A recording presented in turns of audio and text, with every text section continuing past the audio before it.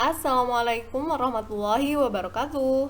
Ketemu lagi dengan Kak Devi. Kali ini Kak Devi akan membahas hubungan antar sudut yang merupakan salah satu materi matematika kelas 7 semester 2. Oke, yang pertama adalah dua sudut berpelurus atau suplemen.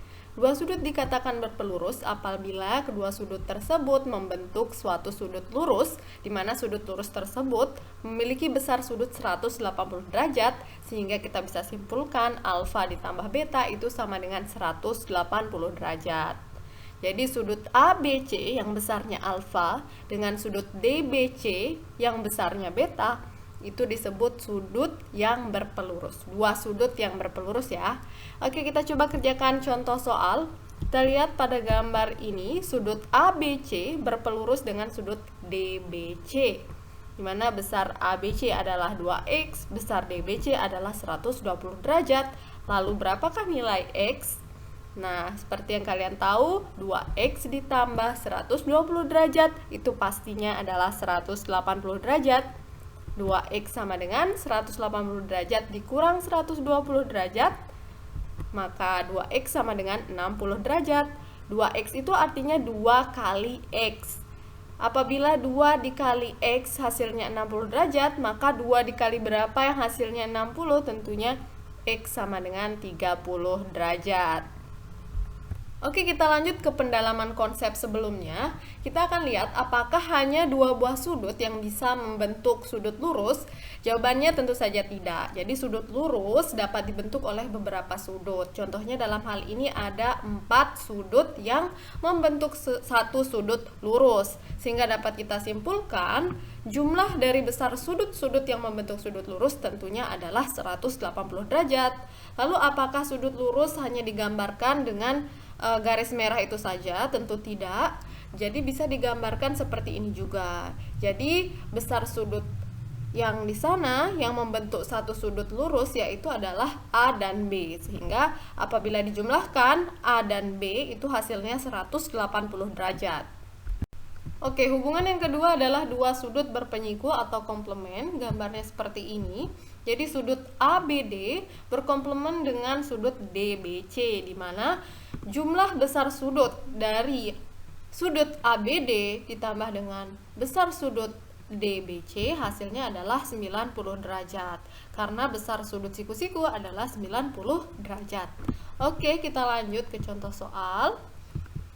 Tentukan nilai X pada gambar tersebut ya. Kita lihat sudut yang dibentuk tentunya adalah sudut siku-siku. Sehingga kita bisa tuliskan 30 derajat ditambah 20 derajat ditambah 2x itu sama dengan 90 derajat. Maka 2x ditambah 50 derajat itu sama dengan 90 derajat. 2x sama dengan 90 derajat dikurang 50 derajat. Kedua ruas sama-sama dikurangi 50 derajat ya. Maka hasilnya seperti ini. Nah, 2x sendiri adalah 40 derajat. 2x adalah 2 kali x. Berarti 2 dikali berapa yang hasilnya 40 derajat? Itulah x. Ayo kalian yang tentukan x-nya ya. Yang udah ketemu bisa jawab di kolom komentar. Hubungan yang ketiga adalah dua sudut bertolak belakang. Pasangan sudut yang saling bertolak belakang terjadi apabila dua garis berpotongan sehingga dua sudut yang letaknya saling membelakangi titik potongnya disebut dengan dua sudut yang bertolak belakang.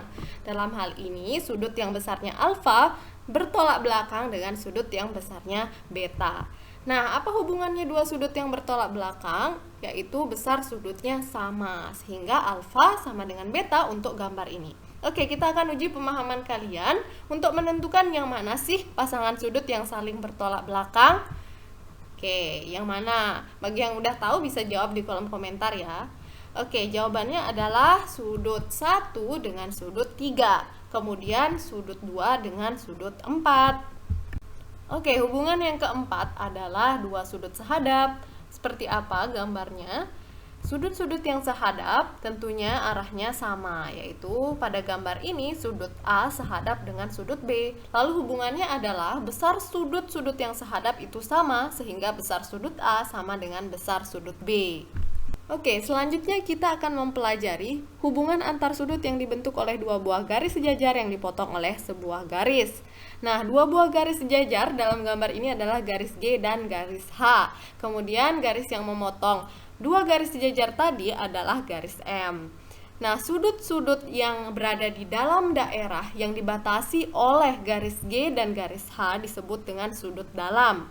Kemudian, sudut-sudut yang di luar daerah yang diarsir ini disebut dengan sudut luar. Atau sudut-sudut luar itu berada pada daerah yang diarsir biru. Hubungan yang kelima adalah dua sudut dalam berseberangan. Sudut dalam sudah kita pelajari sebelumnya, yaitu sudut-sudut yang berada pada daerah yang dibatasi oleh garis G dan garis H. Dalam gambar ini yang merupakan sudut dalam adalah sudut A2, A3, B1, dan B4. Kemudian yang disebut dengan sudut dalam berseberangan adalah sudut A2 dengan sudut B4, di mana mereka posisinya saling berseberangan. Nah, apa hubungan antara sudut A2 dengan sudut B4? Yaitu besar sudut A2 sama dengan besar sudut B4. Jadi dua sudut dalam berseberangan itu hubungannya adalah mereka memiliki besar sudut yang sama. Yang mana lagi yang merupakan dua sudut dalam berseberangan? Yaitu B1 dengan A3. Dan besar sudut A3 pastinya sama dengan besar sudut B1. Hubungan yang keenam adalah dua sudut luar berseberangan. Kalau tadi kita belajar dua sudut dalam berseberangan, berarti sekarang yang mana yang disebut dengan sudut luar berseberangan? Yaitu A1 yang merupakan sudut luar dalam hal ini berseberangan dengan B3 yang juga merupakan sudut luar. Nah, hubungannya apa? Hubungannya adalah besar sudut keduanya sama. Besar sudut A1 sama dengan besar sudut B3. Yang mana lagi dua sudut luar berseberangan? A4 dengan B2. Tentunya besar sudutnya pastinya sama. Besar sudut A4 sama dengan besar sudut B2. Hubungan yang ketujuh adalah dua sudut dalam sepihak. Dua sudut dalam sepihak adalah sudut-sudut yang berada di daerah dalam dan sepihak atau berada pada pihak yang sama. Contohnya adalah A2 dengan B1. Mereka berada di daerah dalam dan berada di atas atau sepihak, sama-sama berada di atas garis M. Besar sudut A2 ditambah besar sudut B1 itu sama dengan 180 derajat.